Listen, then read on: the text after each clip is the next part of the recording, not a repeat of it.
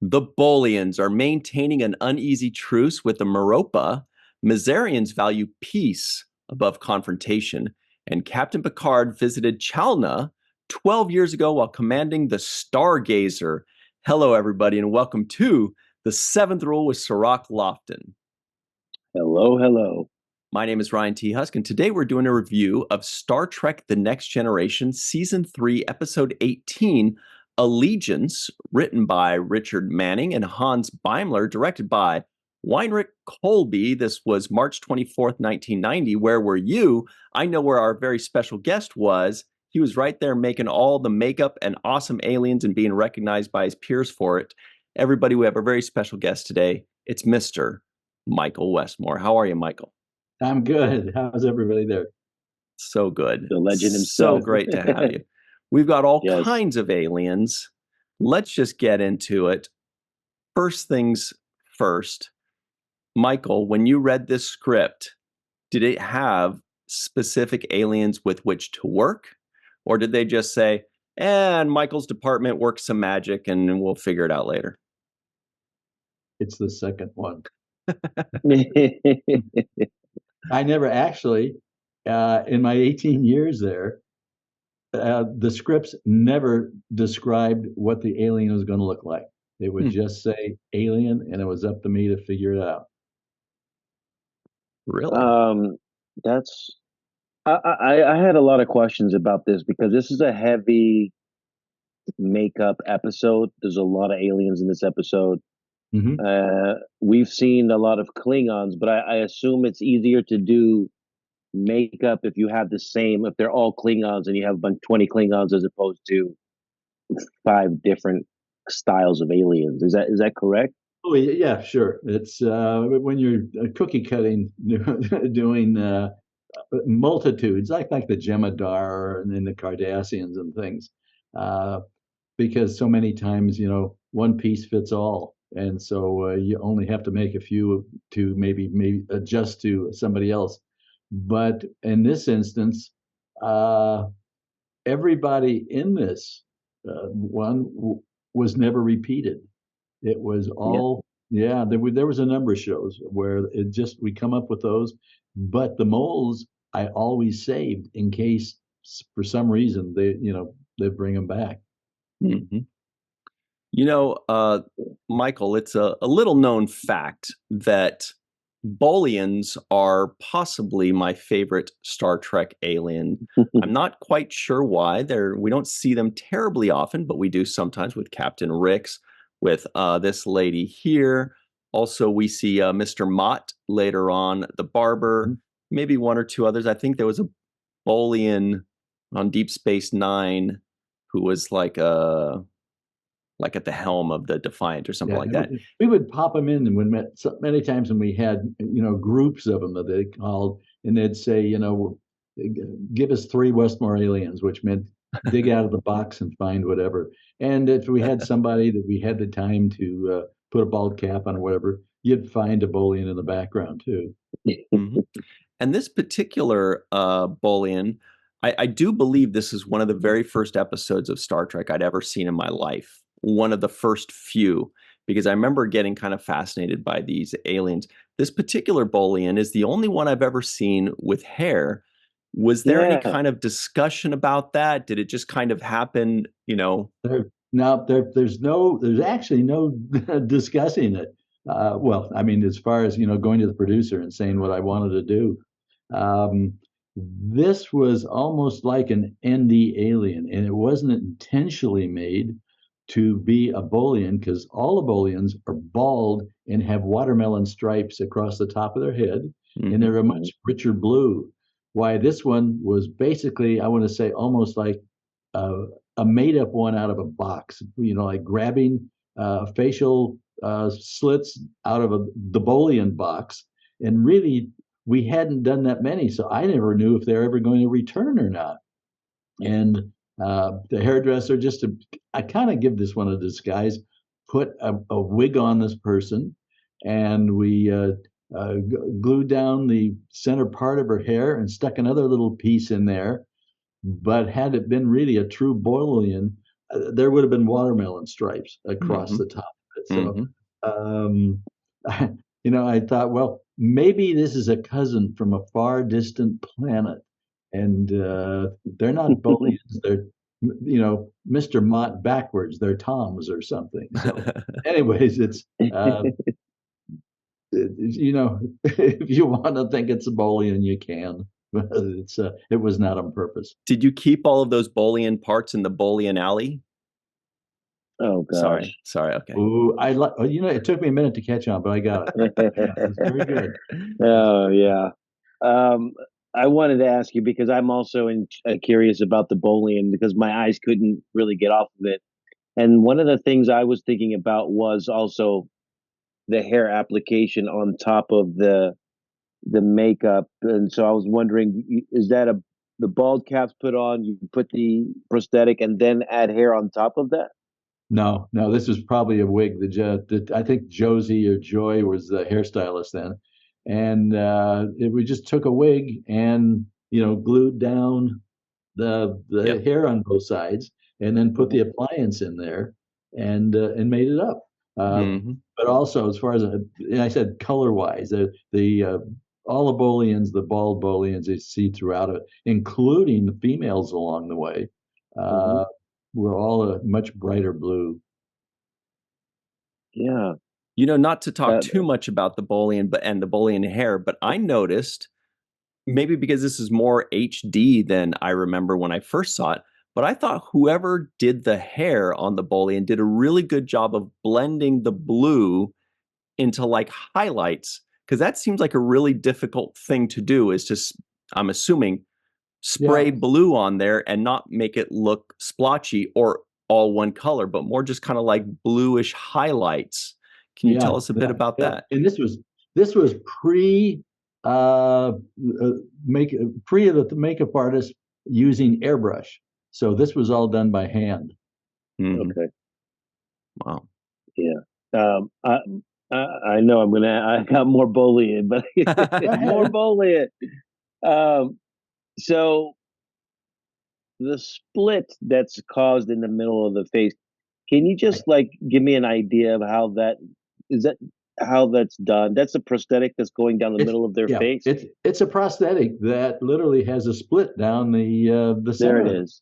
Yeah. Yeah. And in this particular case, I could see it underneath the wig, which made it look made my eye gravitate towards that split underneath the wig. But so this is the actor's face with just the prosthetic down the middle, right? Right. The pieces are about an inch wide.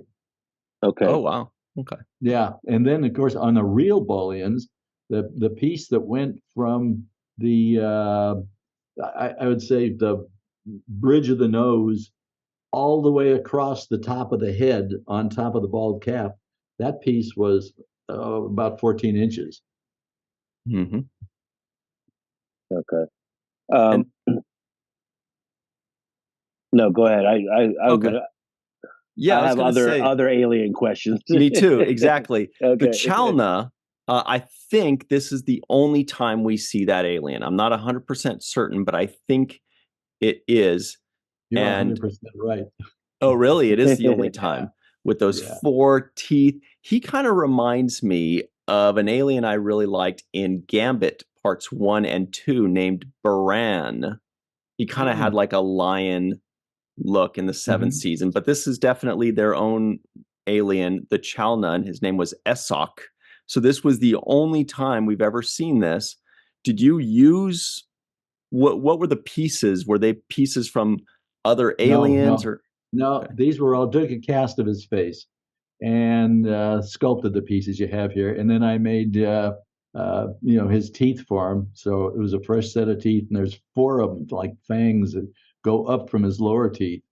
And this is a German actor, and he really did well. And the colored contact lenses when you come in close up and everything. Again, none of these. This was, I think, one of those scripts where we didn't have a lot of time, so we're going quick, and it was like this whole makeup would have been applied, makeup and hair, in probably about 3 hours or less. And it just, I mean, he loved getting into the makeup, so it wasn't like you're dealing with a drama queen or anything. And he loved getting into the makeup because he became the character. It was a fun one. And of course, when you do a makeup like this, and it was a number of times during the filming over the 18 years that I was always hoping they would bring something back, because I did save every mold from every alien, which Wow. we finally dumped everything. No, we didn't dump everything. Some of it was sent to Germany. But it was fun putting makeups together like this. So, like Ryan, I actually was reminded of an alien as well from the Chalna. But I thought of are they called Tellerites, Ryan? Oh, the Jenkin Pog? The Tellerites, the pig ones. Yeah. Yes, Yeah. they were. I based them on the original ones from the original series, but tried to make them so the actors could at least see. Those were just kind of like rubber masks that they chopped up to do that with, and the actors couldn't see well. So you notice they're always looking up, trying to see somebody. It's because they couldn't see, through those eyes. But yeah, my Tellerites are based, as I said, based on the original series, but kind of like just brought up to modern day so they could really use their hands, and because their thumb was a part of a hoof, and so they could use their hands. They could eat lunch, and they didn't do things. So, again, a final comment on that Chalna alien Esok was, the first thing I noticed when he first pops up is there's kind of a close up, and you can see his teeth, and you can see them coming out, and you can actually see under his lip, and it looked meaty. It didn't look like a piece of plastic in there. It looked like there was. I'm like, how did they? Like, how did? What I had to do was paint him, and you'd notice had I just left the pink, the teeth are actually set. They're made out of acrylic. And his gums, from a cast of his own teeth, I made the gums that the teeth would fit in. And in doing that, going back a little bit, the man that taught me to make teeth was John Chambers, the man that won the Oscar for Planet of the Apes. I was his first apprentice, and he was a dental technician before he became a makeup artist. And this is one of the things I learned as an apprentice back in the 60s. And so when you're painting the gums, you just don't leave them pink. It's like you go in between the teeth and you put a little red, and you can take a little bit of the thinner on it and smear it around a little bit. And then when it's all done, there's a clear acrylic that you paint over the whole thing. And when the saliva gets going in the mouth and everything, they look real. It absolutely worked for me. Every Klingon. I did this with every pair of Klingon teeth, which I can't even begin to tell you how many I made of those. But everything. Yeah. Wow. Yeah, I was impressed by that. I do my drawings, as you know, and this was my Tellerite / chain for this Chalna drawing right here.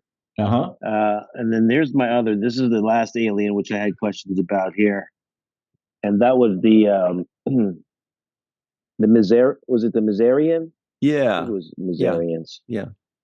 Oh, so this question was about the integration of the costume and the makeup, Michael. That particular alien is wearing this hooded kind of headdress. Right. And I was wondering if that was done to hide anything, or was it designed that way initially? Yeah, we could have put a bald cap on him or anything. I think that's what Bob Blackman was the costumer then, and Bob and I worked very close. I mean, he would tell me when he was going to do something, that if a Ferengi female was going to have a low cut dress or something, which meant painting her orange further down. But in this instance, he was wanted for some part of the character or something. This is what he designed as the costume for it.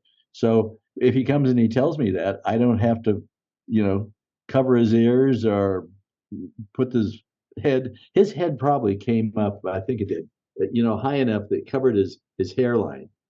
So we were dealing with just a face in there. And of course, then the wardrobe kind of takes and puts two-way tape along the inside of the costume, and then they'll stick it right to the face. So that's I more or less recollect that this is what we did. Yeah, and I really like that particular headdress and that design because from the profile, it actually has a ridged kind of design to it. It reminded me of the Sydney Opera House. Yeah, yeah. And so I thought, Totally. how creative is that for like a hoodie. Yeah, and again, this is a character that never came back.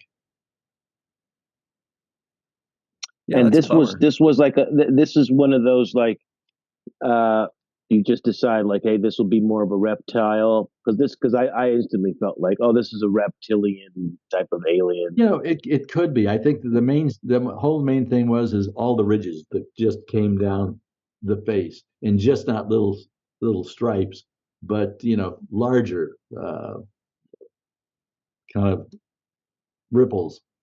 Yeah. And the color was another question I had because the color of the skin was very close to the hood, to the Yes. clothing. And Yeah. I was wondering if that was just a coincidence or that just, something you guys worked out together. Like, very possibly it could be a coincidence where I decided in balancing the colors out, and it was, he could have been painted yellow with, red stripes or something, but this was just more subtle. And the character itself was just a very kind of subtle character.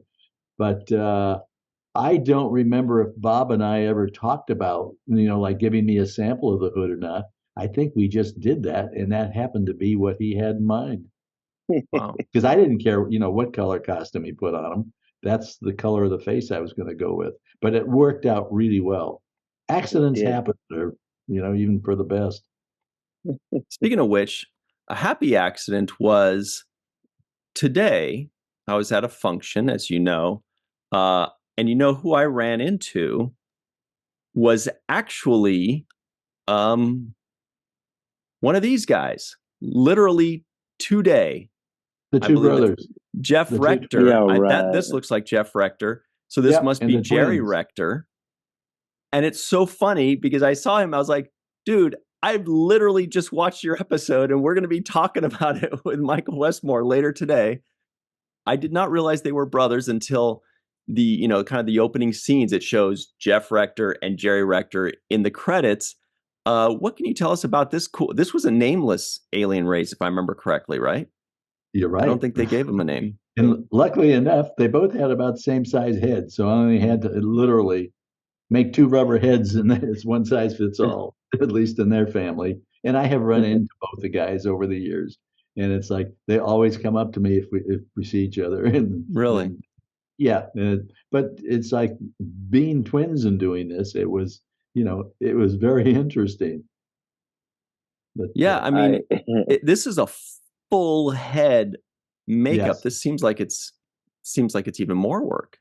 I had a little bit of time. They cast them, I think, before everybody else, and so I was able to make a full plaster head cast of one of them, which I don't remember, and then sculpt it on that one head, and then you make the big mold, and it takes time to make the rubber on this. It would take a couple of bowls of big rubber to fill it, and then it would have to bake in the oven for, I don't know, normally everything was about 3 hours. This may have taken about 4 hours because there was a lot of rubber in the top of the head and around the back of the head. But the two guys had fun with it, so it was, and they're so nice too, willing to do anything. And I made larger nostrils on there because when I finally was doing the clay sculpting, it just seemed like the character called for bigger sculptures. But I don't remember what the inspiration was for this, because I look at Yeah, it. that was my I question. look at it like, What did you get from that? Yeah, maybe where it's is that? maybe it's a bug. It's Yeah, I was trying to figure out what is the inspiration of it too. I mean, are without me, in very respectable way as possible, are these guys big-headed brothers, or is no, the head that I'm seeing no, they're very exaggerated? no, they're just the further height, which isn't, I don't know, maybe 5'8", 5'9", or something. Hmm. It's just a normal Yeah. size head. So the whole idea was not to stay with a normal size head, to Okay. do to more or less, I want to say, start to spread it out. It's like you're Yeah. doing a mushroom. Uh, so it's I kept looking at it. I think as I was doing it, it's like I started putting clay on, and I wanted to get it bigger and bigger. And it's like, okay, the cheekbones around here, the frontal bones on the forehead. What are we going to do across here? I just didn't want to make a big round bald head. So it's more or less, I don't know if I can even find an animal or a species of anything on Earth that looks Yeah. like this. That's what I'm saying. A bug. There's probably a bug somewhere that has these features. Yeah, Wow. like almost like a Yeah. beetle kind of head, Yeah, or yeah. maybe a little bit of a shape If of you like the put antenna predator on kind of. it. Yeah. Yeah, interesting. Which if they So, came back, maybe I'd do that. by the That's way, my big head guy. you were nominated for an Emmy for this episode, right? Oh, hold that up, Sirach. Oh yeah, Really? that is my big head There it is. Yeah, yeah, drawing guy. yeah. So Well, that was not it. It was the idea was to take it away from a human shape. mhm. I felt it. I felt it. Yeah. Yeah, so like But I was you've been saying, nominated a million times, so right? I mean, Ryan, right. Ryan is like, I mean, Mr. No, only Westmore has been 42, not a million, only, only yeah, 42. only 42 times. And counting. But I mean, this is definitely one of those episodes that Yeah, stands out because not only is it a multitude of aliens, but it's different aliens, and many of them we're seeing for the first time. In fact, all of them we're seeing for the first time, except the Yeah. Bolian, but this is the first time we're seeing a Bolian like this. So it's really a bunch of new and different alien races that are all acting differently, that look very different, different sizes, different colors and shapes, big hair, the Sydney opera house thing, head piece. Yeah. I mean, I think that's why you were so decorated, for your many episodes, but especially this one is just because the of, variety. yeah, it's just so many different kinds, right? Yeah. Yeah, Yeah. it's variety. Also, I think the best makeup was the other Picard because he looked just like the real Picard. That was It was also Jeff unbelievable. Rector. Yeah. Great makeup. Unbelievable. There was I forgot which movie was it where I had the English actor who was Picard as a young man, and I made a nose because his nose was nothing like Patrick's, and teeth. I did upper and lower casts of Patrick's teeth, and Oh, then made Patrick literally a set of Patrick's teeth for him to fit in while he was in character. that's unbelievable. I did not know that. Yeah.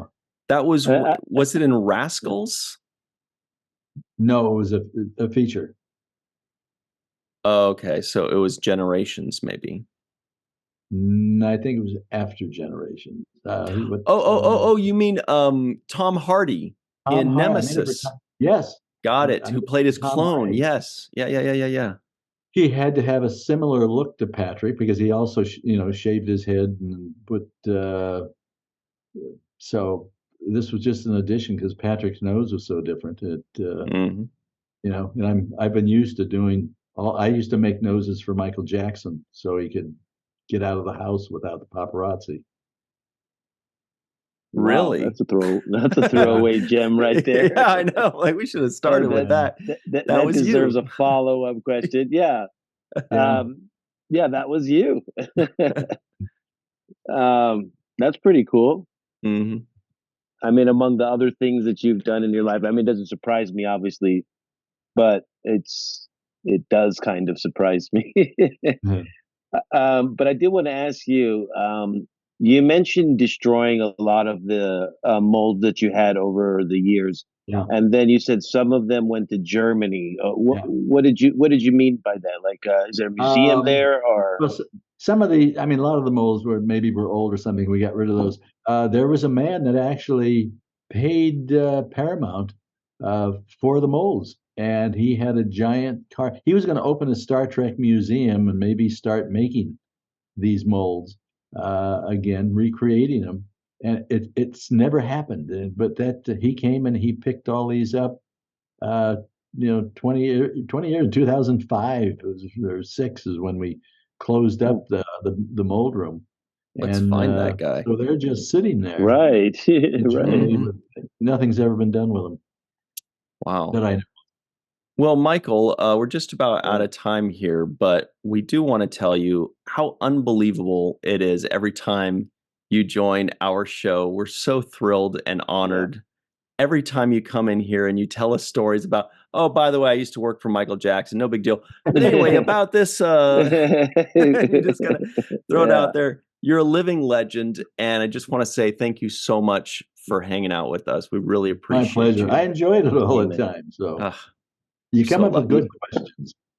Well, you give us so many gems that we can chew on, and the work speaks for itself. It's so, even after all of these years, it's still impressive when you see it. It's still emotionally impactful when it's on screen. There are feelings that I get attached to the different alien faces.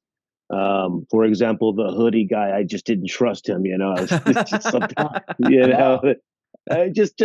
just off sight, without even him saying anything. So there's the emotional attachment is there. So I guess when you read these characters, you're able to take whatever emotions that are prescribed to them in the script and really bring that to life with the makeup, because with the teeth and everything, I felt violence. I felt intimidated. I felt a sense of fear and urgency when he arrived. So kudos to you for taking the words on a paper and bringing to life those characters that evoke those kinds of emotional reactions. Yeah, well, it's with the characters too. I mean, once they get in these rubber faces, they have to bring them alive, bring them to life.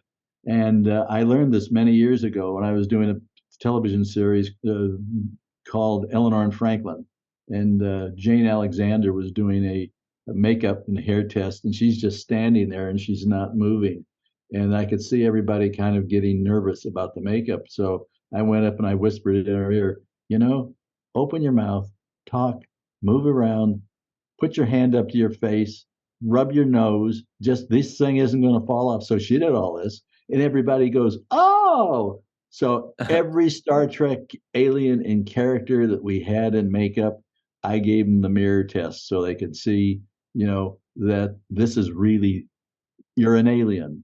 You're not a person wearing a mask. So good. That's why we've seen images of Quark doing this with his nose and all that kind of stuff.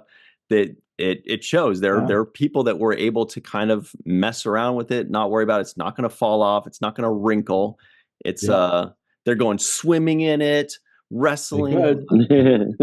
It's part of your face now. Yeah. So and then with the contacts and everything, I mean, just the total look, and the package is there.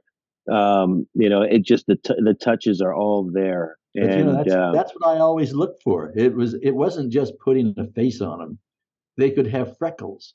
They could have a scar. Klingons had scars. Just to bring other things to life. To life. Yeah, you mentioned the Bolian watermelon stripes, and we see it. The freckles that you put in certain places. It makes the skin look alive. Gives it texture. Texture, absolutely.